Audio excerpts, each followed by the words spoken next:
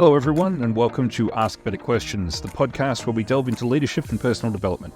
I'm your host, Peter, and today will be an anecdotal look at some sporting teams and how we can rethink our roles as leaders. So let's get started. For those who are new here, I am Peter Adams. I have over 20 years experience in leadership and consulting. I'm a published author and speaker in the leadership space, and my mission is to help excellent leaders become exceptional leaders through a better mindset. Before we start today's episode, I'd like to take a minute to thank our sponsor, Colour4 Solutions. Colour4 Solutions offers leadership training for people who have reached a ceiling in their leadership journey and want to achieve more without dedicating substantial time and effort. I revisited a few mentors of mine recently, one of whom is a sports coach.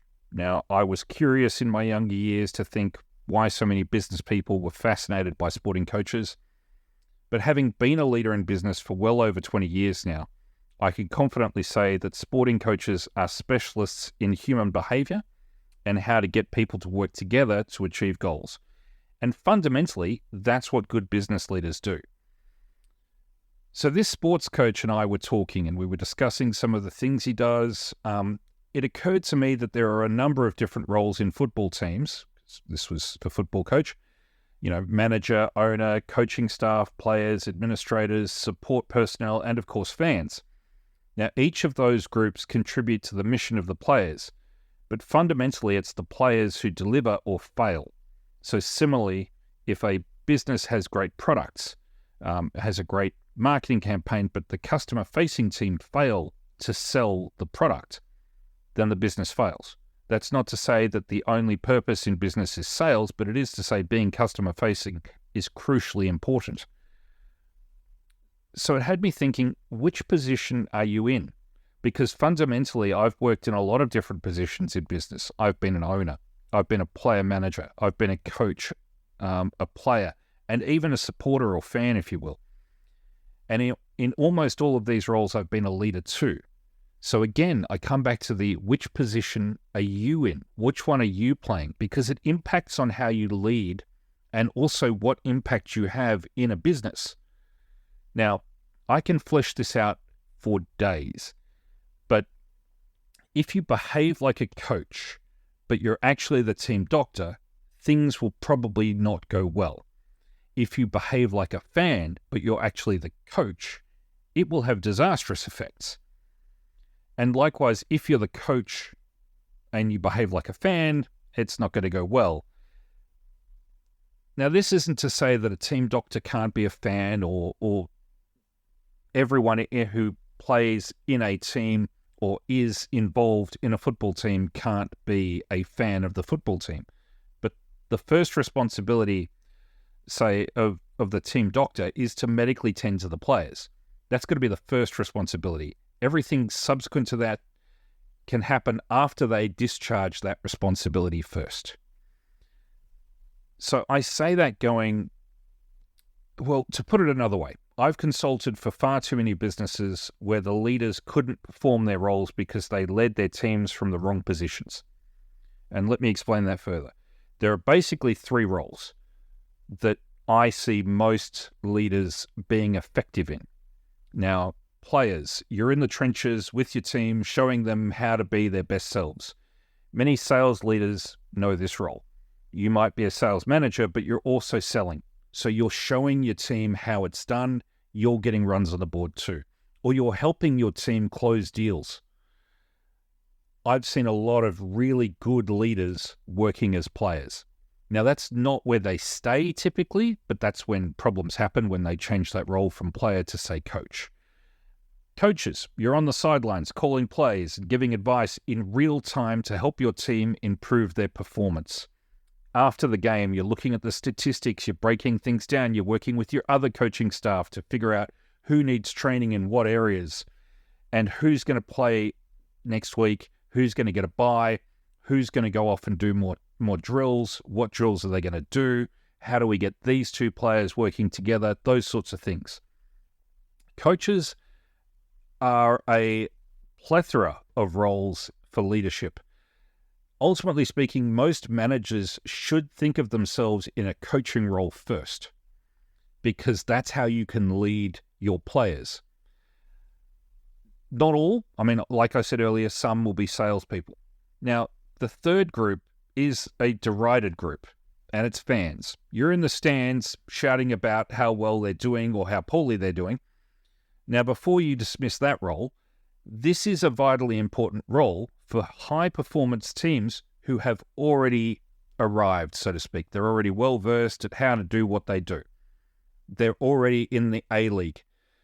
In banking, for instance, I've met many fans whose job is to pump up the team. Their job is to pump up their performers to perform. And that is being a fan. Now, it's a rare leader who's required for that role, and far too often I find leaders who are comfortable only in that role as a fan.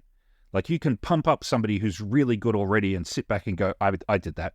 I made that happen, which is absolute. Maybe you did, maybe you didn't. But at the same time, is that really something that you can take comfort in long term? I honestly believe that the other side of the coin is finding fault or lavishing praise is ultimately a end state. So it's the end state of good teams, and leaders go to the role of fan to basically go out to pasture and die. Don't be there. Don't be the fan, because fundamentally anyone can be the fan, and it's a very fickle role, and your team can replace you easily.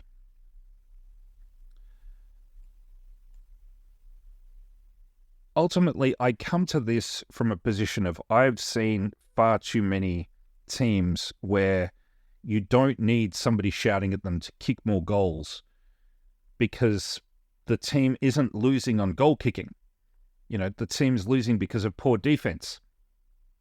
But yet, I've also found so many leaders trying to inspire their team to kick more goals when what is actually required is a coach that will explain how to get more shots on goal, or even how to work on fundamentals and skills to play better. The reason I bring this up is because my mentor and I were discussing just how much time he spends improving his skills, so he is a better coach. Now, fundamentally, most leaders will fall into the coaching role. Now, you can coach as a player. I've seen some of the best coaches for football players coaching players because they understand the pressures and they understand what has to happen on the field. Now, this coach that I was talking to has a sporting season that lasts 6 months, and he spends at least 9 months of each year not coaching his team exclusively, but also improving his skills and training himself in order to be a better coach for his players. That is attending conferences, meeting with other coaches, being a fly on the wall with other types of coaches. So he's met with netball coaches, tennis coaches, and watched what they do to work with their players so he can bring those skills to bear on his team. Now, in order to be a better coach for your player, you need to invest in reading those books and, attending meetings and basically working on your own skills so that you can impart knowledge more effectively. And that, more than anything, is like what he attributes to his success and the success of his players. I don't honestly know how many leaders in business I can say that I've met that would be doing half of what he does. And yet I know all of those business leaders that I've met want more adulation, more success, and results that resemble world-class sporting coaches. I believe with all my heart that if you want that success, put in the work. Spend time improving your skills as a leader. Read books, attend conferences, watch lectures, surround yourself with other leaders. It will magically make your team better. Incredible, right? Yeah, I know. Your team will become better because you've become better. Anyway, I hope you found these insights valuable and actionable. If you enjoyed today's episode, like and subscribe, but more importantly, share it with somebody who you feel needs to hear this. I'll be back next time with more. And until then, keep asking better questions. And remember, leadership is not about having all the answers. It's about asking the right questions. Take care, and we'll see you back here next week.